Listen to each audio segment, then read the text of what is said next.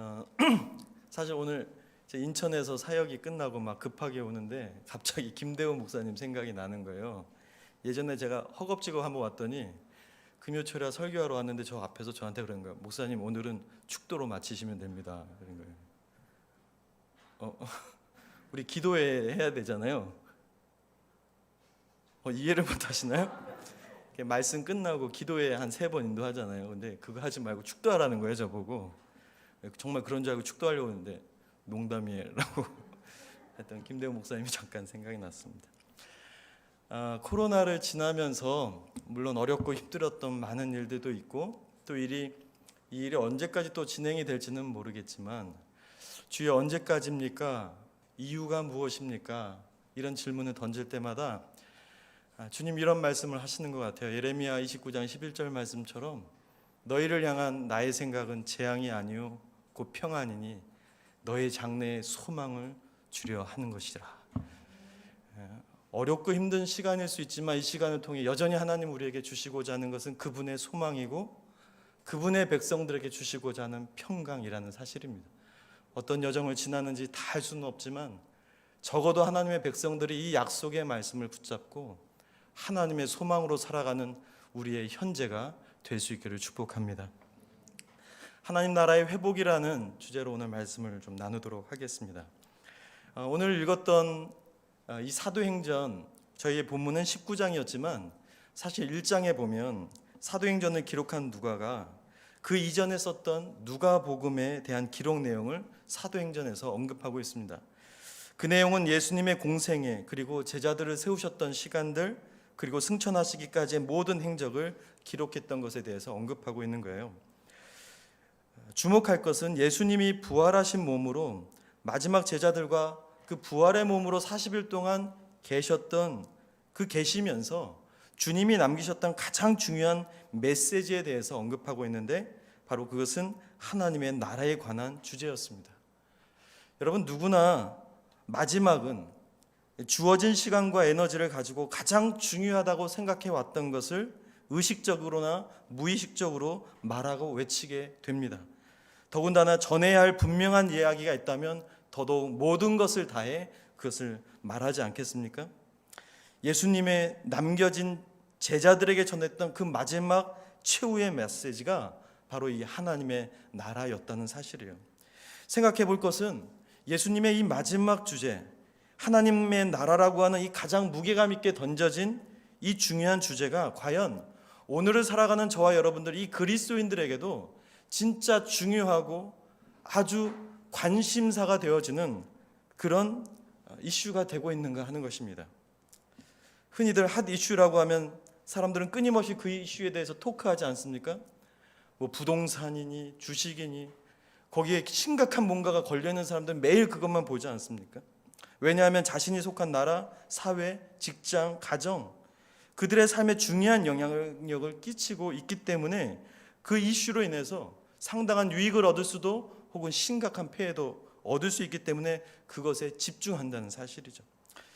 우리는 지난 2주간 교회 소모임 금지 명령에 대해 상당한 스트레스를 받기도 했고 이에 대해 종교의 자유를 침해받았다고 하는 것과 또 형평성을 찾아보기 어려운 국가의 방침을 그럼에도 불구하고 국가의 방침이기 때문에 어디까지 따라야 하는가 이런 것이 중요한 이슈였습니다. 왜냐하면 그리스도인들이 이 땅에서 살아가는데 중요한 영향을 주는 법령이기 때문이었습니다.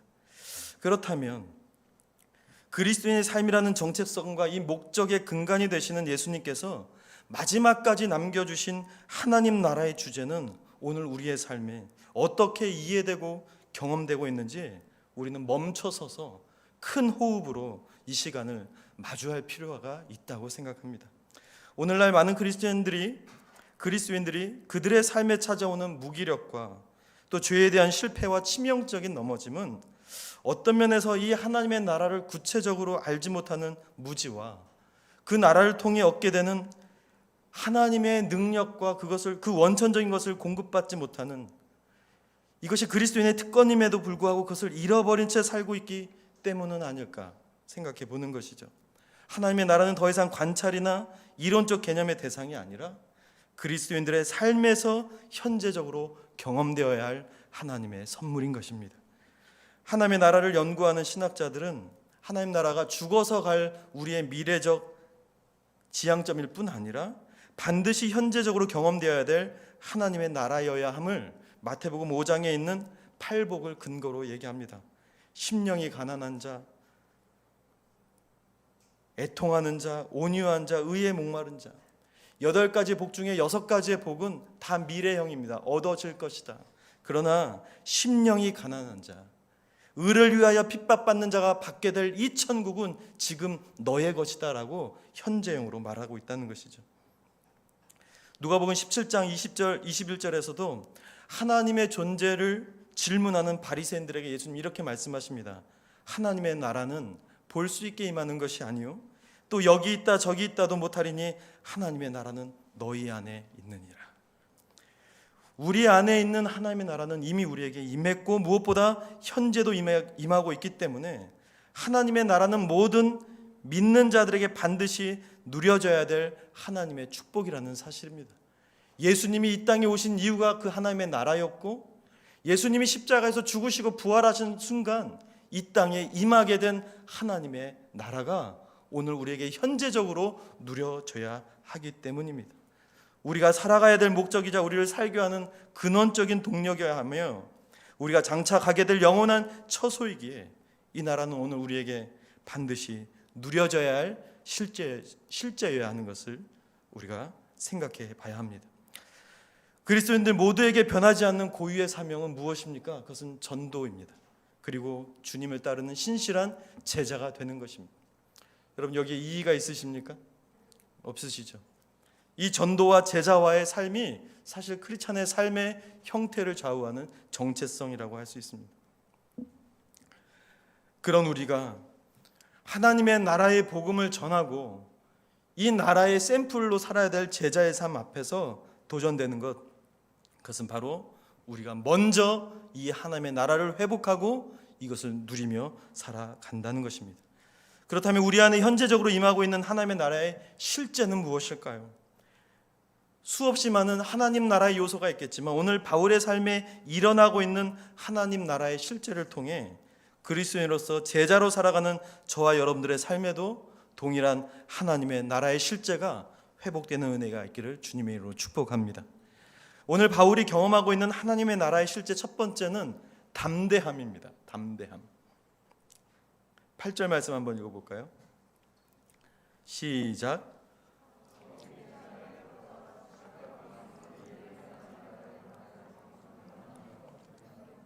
아멘. 여러분 바울이 자신의 사역을 가장 최적화할 수 있는 이 회당에서 하나님의 나라를 석 달 동안 담대히 전하고 있었다. 누가는 이렇게 기록합니다.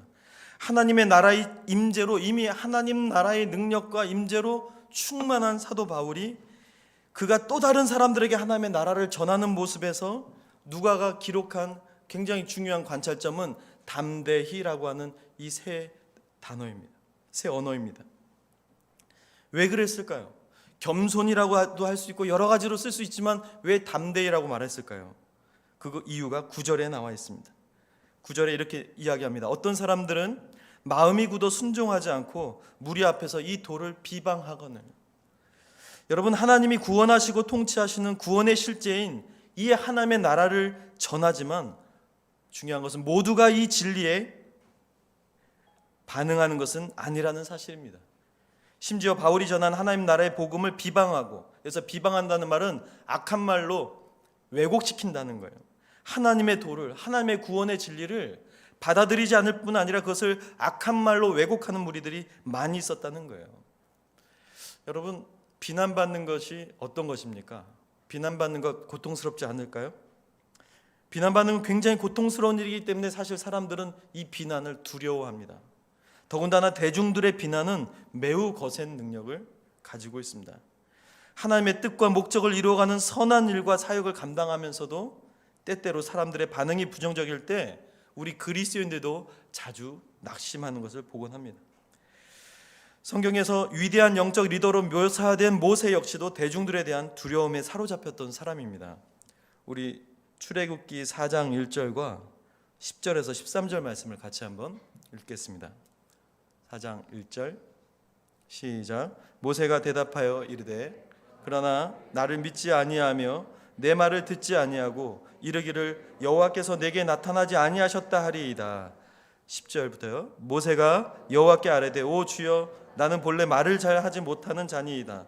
주께서 주의 종에게 명령하신 후에도 역시 그러하니 나는 입이 뻣뻣하고 혀가 둔한 자니이다.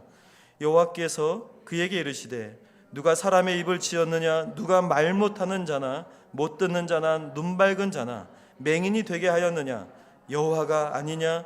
이제 가라. 내가 내 입과 함께 있어서 할 말을 가르치리라.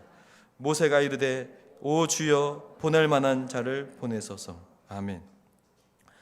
여러분, 모세는 하나님이 친히 자신을 보내셨지만 사람들이 그것을 믿지 않을까 봐 두려웠던 거예요.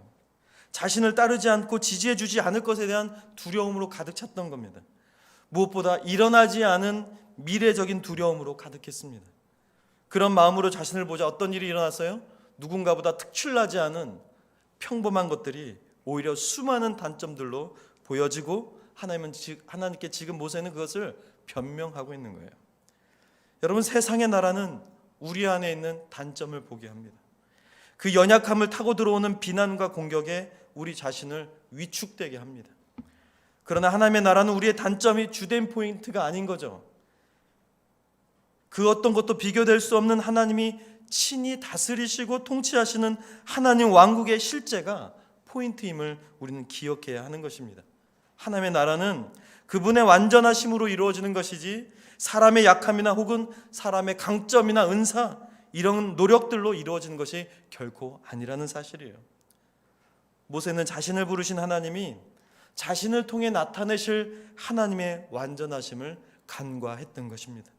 그래서 모든 시선이 자신에게 고정되어 끝도 없는 두려움과 부정적인 생각들로 점철되었던 것 아니겠습니까? 가끔 어떤 순장님들 또 어떤 부서를 섬기고 있는 성도님들이 순원들과 모임을 할 때 혹은 어떤 부서를 섬길 때 종종 이런 종류의 어려움을 토로할 때가 가끔 있는 것을 봅니다. 직장에서 혹은 가정에서 이러한 어려움들은 동일하게 겪고 있는 것을 또 보게 되는 거죠. 여러분, 교육자들은 예외일까요? 절대 예외가 아닙니다. 부서를 이끌어가다 보면 별것 아닌 성도님들의 반응에 괜히 위축되기도 합니다. 누군가를 섬기고 누군가 앞에 서서 누군가 어떤 사람들을 하나님께로 인도하는 리더의 부담과 짐이 사실 이런 것 아닐까요? 그러나 하나님의 나라는 그 하나님의 나라가 현재적으로 임한 그리스도인의 삶에는 담대함이 있습니다.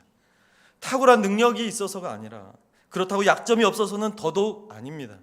이 일을 위해 나를 부르신 하나님의 통치와 다스리심이 내 안에 이루어진 그 나라의 능력은 하나님의 일에 그분의 결과에 더 이상 우리가 책임지지 않아도 되는, 오히려 우리를 통해 하나님의 더 크고 능하시고 선하시고 기뻐하신 뜻이 이 땅 가운데 하나님의 때에 하나님의 방법으로 이루어질 것이라고 하는 믿음과 확신 가운데 서는 것 아니겠습니까?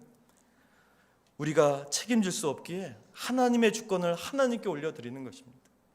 그래서 우리에게 주어진 삶을 담대함으로 살아가는 것입니다. 따라서 그리스도인의 삶을 살아가는 영적 리더는 사람들의 반응 이전에 오히려 내가 하나님 안에 있는지, 정말 하나님의 나라가 나를 지배하고 있는지 오히려 점검하고 집중해야 되는 것입니다. 디모데후서 1장 7절이 혹시 있을까요? 네, 감사합니다. 같이 한번 읽겠습니다. 시작. 하나님이 우리에게 주신 것은 두려워하는 마음이 아니요 오직 능력과 사랑과 절제하는 마음이니. 아멘. 여러분, 오늘 성경은 우리에게 무엇을 말합니까? 두려움은 하나님께로부터 온 것이 아니라는 거예요. 두려움은 하나님께로부터 온 것이 아니기 때문에 여러분, 두려움은 집중의 영역이 아니에요. 관심을 줄 영역이 아니에요. 계속 끌어들여서 나의 것을 만들 영역이 아닌 거예요. 오히려 하나님이 주신 그분의 능력, 우리를 사랑으로 수용하신 그분의 은혜, 그리고 그분의 뜻과 그분의 목적을 살아갈 수 있도록 우리의 삶을 절제할 수 있는 모든 에너지를 다해 내가 하나님 그분의 나라 안에 있는지, 내가 정말 그분의 능력으로 살고 있는지 그것을 점검하고 그분의 능력에 잇대어 나의 삶을 하나님 나라 안에서 회복하는 것 아니겠습니까? 저는 이 은혜가 여러분들에게 있기를 축복합니다. 바울은 결코 위축되지 않았습니다. 듣지 않는 자들을 떠나 또다시 하나님 나라의 복음을 전하기 시작했습니다.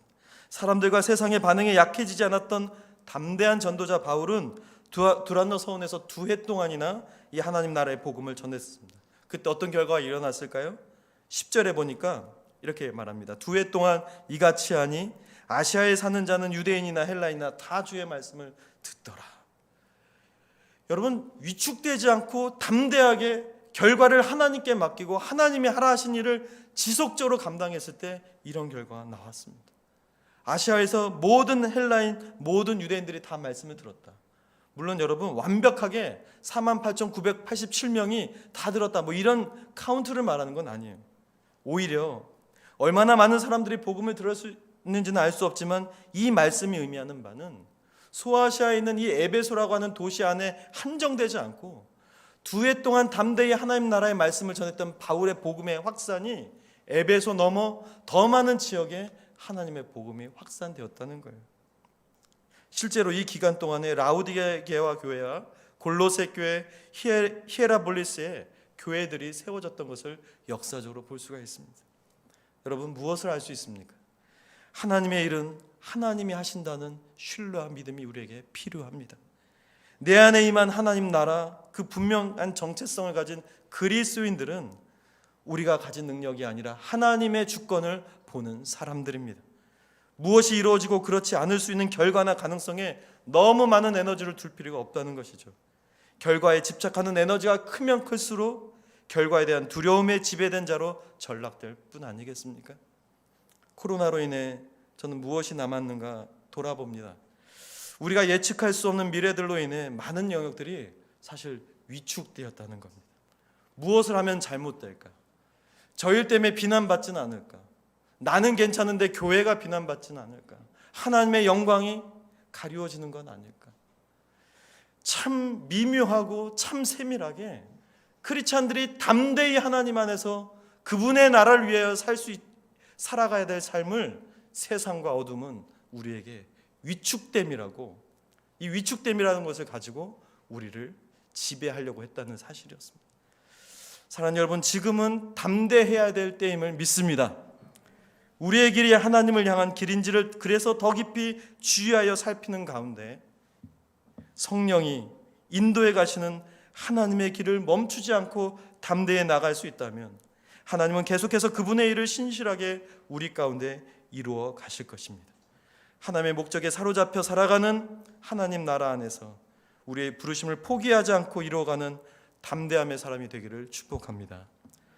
마지막 2번째로 바울이 경험하고 있는 하나님 나라의 실제는 어둠을 이기는 능력이었습니다. 어둠을 이기는 능력. 18절에서 19절의 말씀을 같이 한번 읽겠습니다. 시작.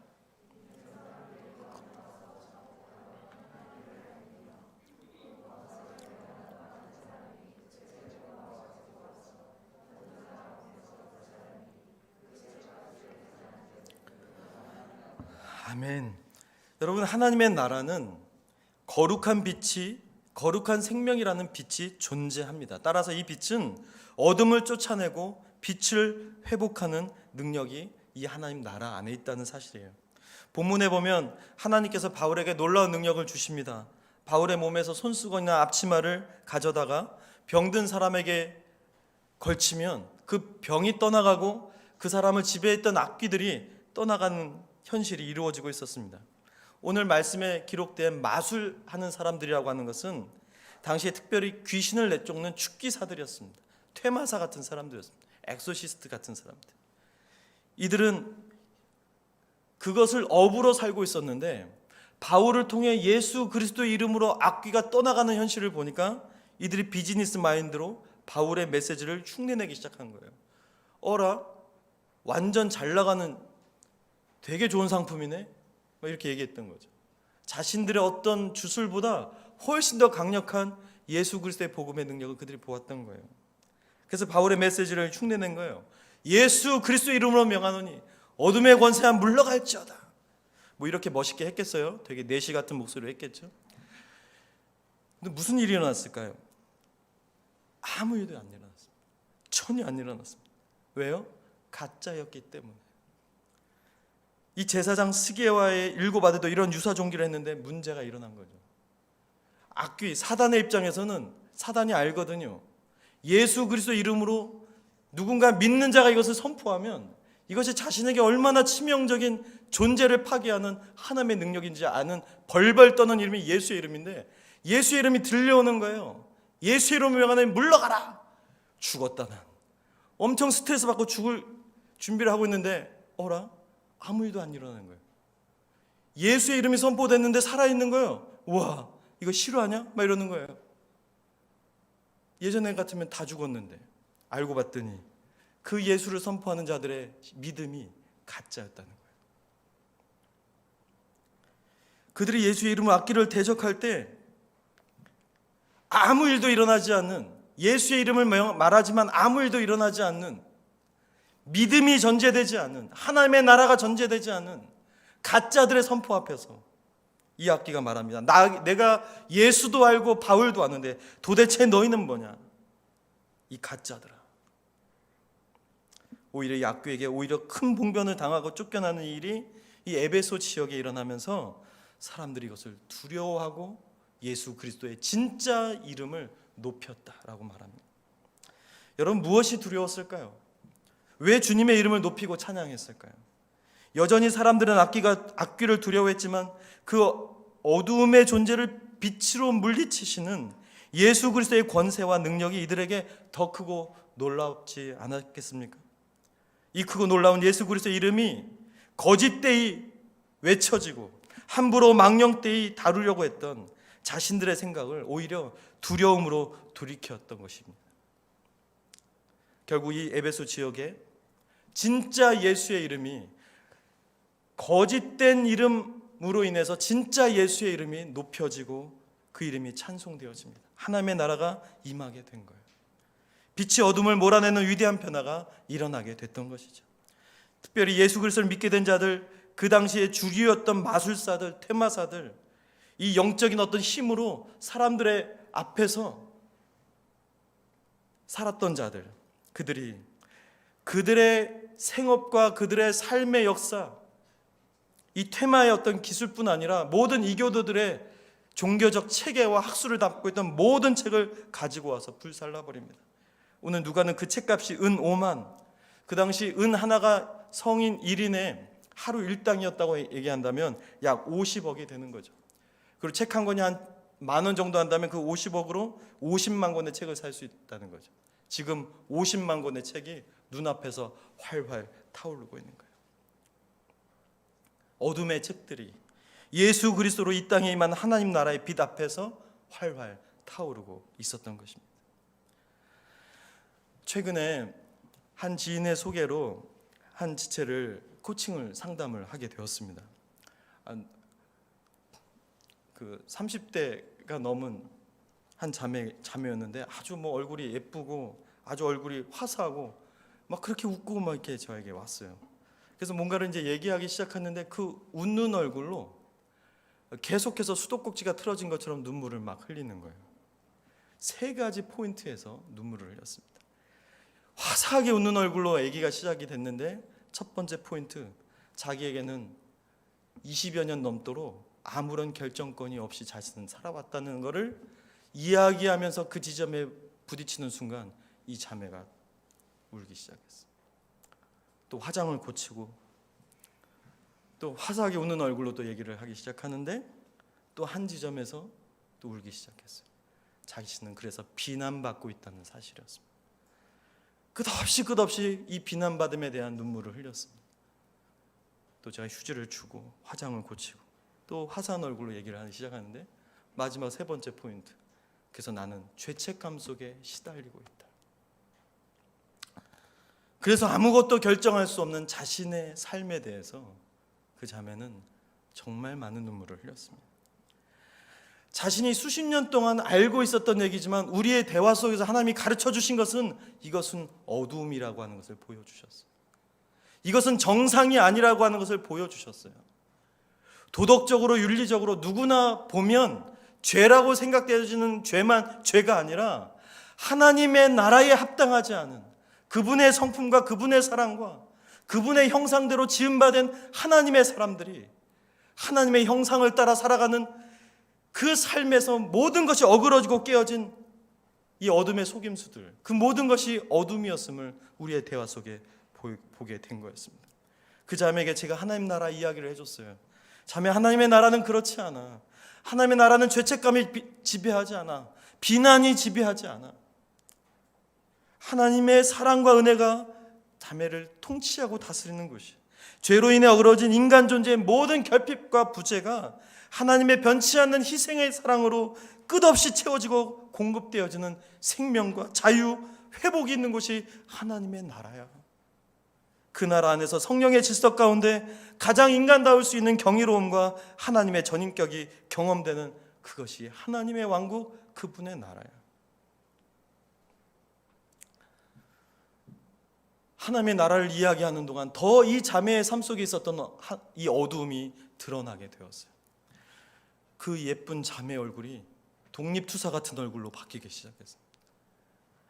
그리고 여러 상담을 통해서, 또 전문가들의 상담을 통해서 가정에서의 분리를 결정했습니다. 그리고 집을 얻어서 나갔습니다. 그리고 그 부모에게 그렇게 얘기했다는 거예요. 더 이상 나의 결정에 개입하지 마세요. 좋은 제안은 받아들일 수 있지만 앞으로 제 인생은 제가 결정하겠습니다. 자매는 독립을 실행했고 지금도 계속적인 영적인 싸움이 있다고 가끔 기도 제목을 보내옵니다. 제가 한 사람을 가출시켰습니다. 홀로 있지만, 분리되어 있지만 20년 동안 따라왔던 그 비난과 죄책감과 아무것도 너는 할 수 없다고 하는 실패의 어두운 굴레 속에 여전히 그 영향력이 있다고 말합니다. 기도를 부탁해 왔어요. 그러나 여러분, 저는 믿습니다. 그 자매의 삶에 임하신 하나님의 나라를 믿음으로 붙잡는 한 이 20년간 자매를 지배했던 모든 어두움이 살아계신 하나님의 빛으로 반드시 회복될 것입니다. 이것이 하나님의 나라입니다. 하나님의 나라가 확장되면 확장될수록 이 세상과, 아니요, 크리스찬들의 삶에도 지배되고 있는 어두움들이 드러나게 된다는 사실이에요. 묵상 중에 정말 이런 빛으로 인한 어둠이 물러가는 변화가 가능할까?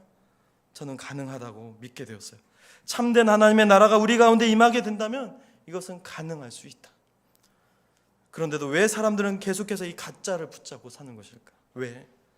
한 가지죠. 진짜를 만나지 못했기 때문입니다. 거짓된 어둠을 빛으로 이기게 하시는 진짜 하나님의 나라를 경험하지 못한 채 살아가고 있기 때문 아니겠습니까? 만약 진짜를 만날 수만 있다면 사람들은 가짜를 버려두고 진짜의 삶으로 돌아설 것입니다. 그래서 하나님의 나라는 모두에게 임해야 하는 것입니다. 그리고 그 나라를 누리고 살아야 하는 것입니다. 모든 영역에, 사랑하는 여러분, 어떤 영역도 하나님의 나라를 포기하지 마십시오.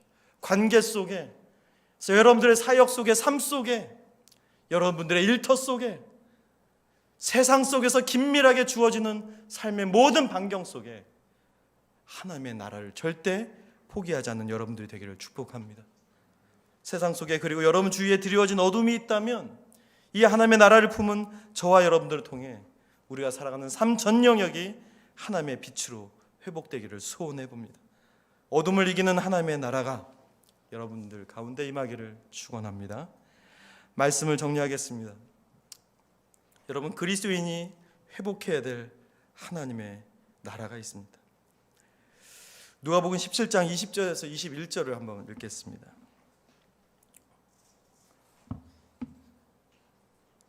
시작. 바리새인들이 하나님의 나라가 어느 때에 임하나이까 묻건을 예수께서 대답하여 이르시되 하나님의 나라는 볼 수 있게 임하는 것이 아니요 또 여기 있다 저기 있다고도 못하리니 하나님의 나라는 너희 안에 있느니라. 아멘. 여러분, 하나님의 나라의 영역은 어디까지일까요? 이 나라와 민족, 열방과 온 세상, 온 우주까지여야 할 것입니다. 그러나 오늘 주님은 그 위대한 하나님의 나라의 확산 이전에 이 나라가 먼저 너희 안에 있어야 한다 말씀하십니다.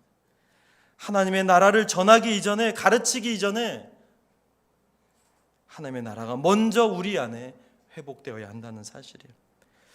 여러분, 사람들은 말하기 좋아합니다. 특히 여기 부모님들, 본인들은 잘 안 하시면서 자식들에겐 하죠. 사랑이라는 이름으로. 그런데 특히 교육자 같은 저 같은 사람, 정말 위험한 사람이거든. 여기서 설교하면 이것이 다 저의 삶인지 착각하고 살아요. 더 깊이 자신을 들여봐야 한다는 것입니다. 여러분, 메시지를 앞두고 제가 그런 기도를 했습니다. 주님, 전하는 이 메시지가 성도들에게 전해지기 전에 제 마음과 제 귀에 들려지게 해 주옵소서. 이 말씀이 저를 먼저 기경해 주시옵소서. 제가 전하는 하나님의 나라가 이론과 목사여서 할 수 있는 그런 자격 조건으로 말하는 선포가 아니라 내 속에 경험되어진 하나님의 나라의 능력이 사랑하는 성도들의 삶 속에 주께서 전달해 주시는 하나님의 능력이 되게 해 주시옵소서. 여러분 안에 먼저 이 하나님의 나라를 회복하십시오. 여러분 안에 하나님의 말씀이 먼저 들리는지를 깊이 돌아보십시오. 오늘 이 말씀이 여러분 귀에 들리십니까? 네 안에 하나님의 나라가 필요하다고 절규하시는 주님의 음성이 들리십니까? 죄를 지배하는 우리의 삶에서 복음이 그것을 이기게 하는 그 경건의 능력이 여러분 안에 살아 있습니까? 복음이 정말 여러분들을 구체적으로 변화시켜 가고 계십니까? 율법주의는 아니겠지만 정기적으로 나를 돌아보고 내 삶을 성찰해보고 정말 주님의 뜻을 따라 나는 가고 있는지 살펴보는 경건의 삶과 자기의 돌아봄이 살아있지 않다면 여러분, 우리는 하나님 나라 없이도 살아갈 수 있는 위험한 사람이 될 수 있다는 거예요. 하나님 나라의 영광과 특권을 잃어버리고 살았던 삶에서 돌아서십시오. 그의 나라와 그의 의를 구하십시오. 그 나라 안에서 모든 것을 채우시는 하나님의 영광 속에 살아가는 여러분들이 되기를 바랍니다. 아무것도 예측할 수 없는 시대가 아무리 길어지고 우리를 흔든다 하더라도 담대한 믿음으로 그분의 나라가 채워지는 부요함으로 오늘 우리뿐 아니라 우리 안에 있는 하나님 나라의 빛으로 또 다른 자들의 어둠을 물리쳐 하나님의 나라를 확산시켜가는 하나님의 사람들이 다 될 수 있기를 주님의 이름으로 축복합니다.